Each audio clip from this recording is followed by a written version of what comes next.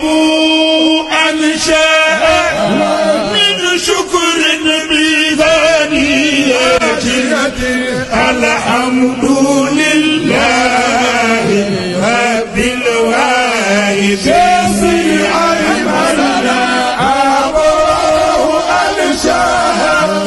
من شكر بثانية الحمد لله رب الواحد صباح الحمد لله الحمد لله الحمد لله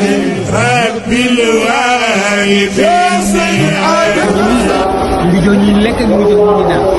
yal na yàlla xam su neexee yàlla kanam rek affaire bu baax na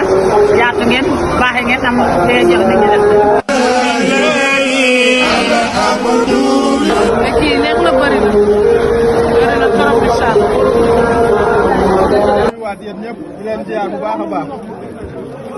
di commencé suñu kàddu rek di wax ne alhamdulilahi rabil alamin li ñu yàlla mayee tey ñu teewaat ko yaakaar naa ne bii mooy suñu 10e édition